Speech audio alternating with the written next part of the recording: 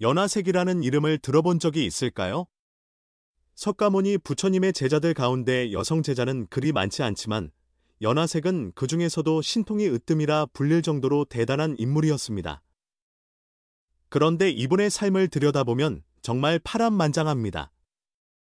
처음 태어났을 때부터 투명하고 맑은 피부에 향기까지 풍겨서 가족들은 연꽃처럼 맑고 깨끗하라는 뜻으로 연화색이라 이름 지었다고 합니다. 하지만 운명이란 게 참 모진 법이지요. 연화색의 아버지는 일찍 세상을 떠났고 어머니는 젊은 나이에 남편 없이 살아가야 했습니다.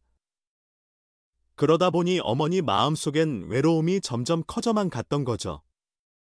시간이 흘러 연화색이 어른이 되어 꽤 명망 있는 남자와 결혼을 하고 아이까지 임신했는데 인도 풍습에 따라 친정으로 가서 출산을 하게 되었습니다. 그런데 그때 믿기 어려운 일을 목격하고 말았어요. 바로 남편이 자기 어머니와 함께 있었던 겁니다. 남편과 어머니가 저지른 배신 때문에 연화색은 엄청난 상처를 받았지만 결국 어머니를 위해 자리를 양보하듯이 떠났습니다.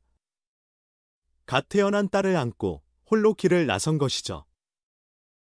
떠돌던 중 상냥한 성품의 어느 장사를 만났고 그 사람과 새 삶을 시작했습니다. 그런데 얼마 못 가 그 장사의 친구들이 당신 같은 미모라면 더 젊고 비슷하게 예쁜 여자를 아내로 맞이해도 좋지 않겠느냐 하고 부추겨서 결국 그 장사 역시 다른 여인을 집으로 데려왔습니다.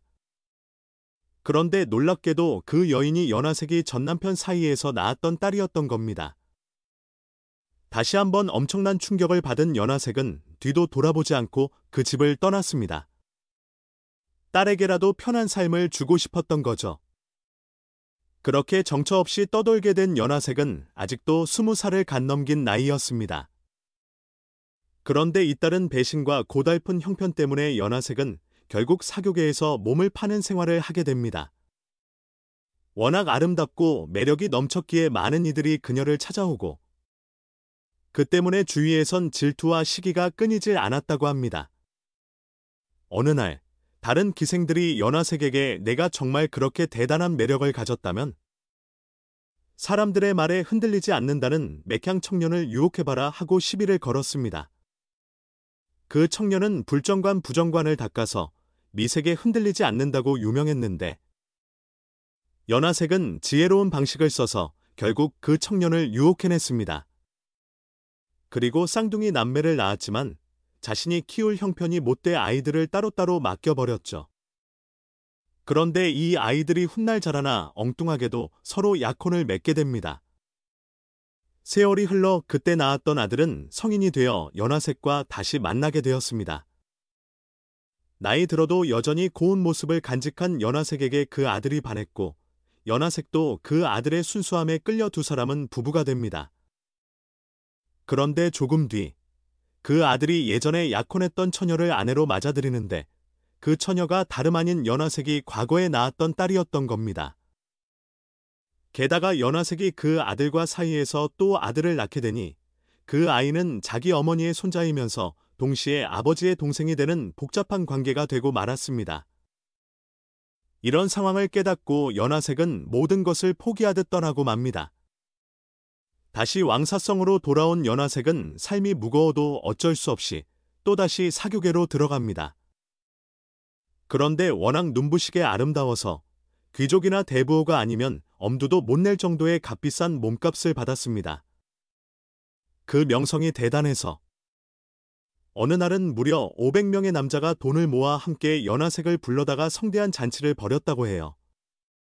그때 연화색 앞에 신통력을 지닌 어느 수행자가 나타났습니다. 그 수행자는 연화색의 미모에 끌리는 대신 자비로운 말로 그녀에게 삶의 방황을 지적했습니다. 겉모습만 믿고 스스로를 뽐내지만 결국 이 몸은 더러운 물질이 흘러나오는 통로일 뿐 세상 사랑에 탐닉하는 건 늪에 빠진 코끼리가 발버둥 칠수록 더 깊이 빠져드는 것과 같다. 이 말에 연화색은 큰 충격을 받고 처음으로 자기 미모가 가져다준 파란만장한 삶을 뼈저리게 돌아보게 됩니다. 그러곤 참회하는 마음으로 그 수행자에게 길을 묻습니다. 수행자는 부처님께 가서 마음을 고백하고 해탈의 길을 구하라고 일러주었습니다. 연화색은 결심하고 길을 떠나 부처님께 가는 도중 물에 비친 자기 모습을 보고 이렇게 아직도 예쁜데 정말 다 버려야 하나 하는 망설임이 들었습니다. 바로 그때 부처님이 한 귀족 여인의 모습으로 나타나 동행했는데 얼마 지나지 않아 그 여인이 갑자기 병이 들어 얼굴이 금세 썩어 문드러지고 바로 그날 밤에 숨을 거둬버립니다.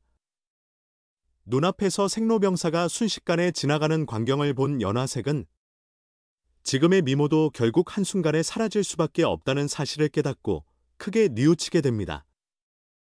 드디어 부처님 앞에 다다른 연화색은 지나온 삶을 낱낱이 고백했고 부처님은 그녀를 받아들여 출가하도록 이끌어 주셨습니다.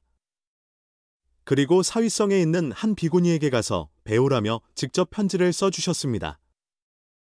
연화색이 무사히 갈 수 있도록 왕의 호위병력까지 따라붙었다고 하니 그만큼 특별한 인물이었음을 짐작할 수 있겠지요. 출가 뒤 연화색은 예전 삶을 뒤로하고 철저히 수행에 전념했습니다.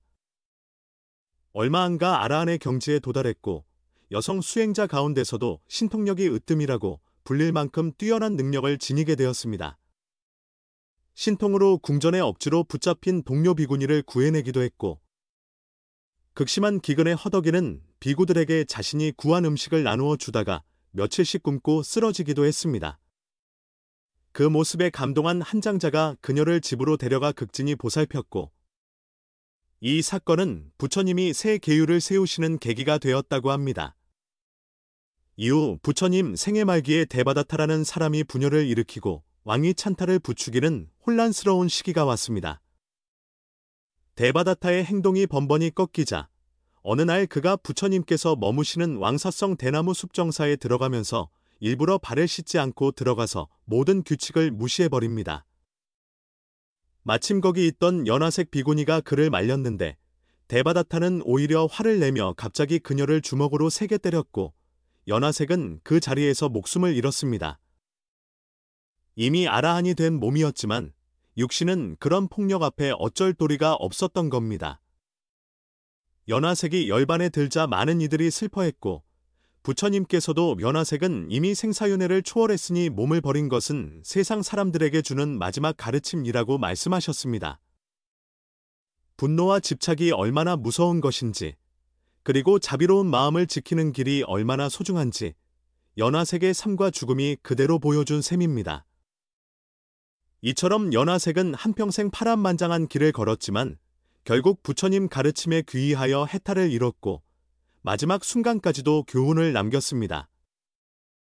수많은 고난과 실수를 겪었기에 오히려 더 많은 사람들에게 빛이 된 것이 아닐까 싶습니다. 우리도 이 이야기를 통해 바깥의 아름다움이나 감정에 휩쓸리지 않고 진정한 해탈을 향해 한 걸음씩 나아가야 하지 않을까요?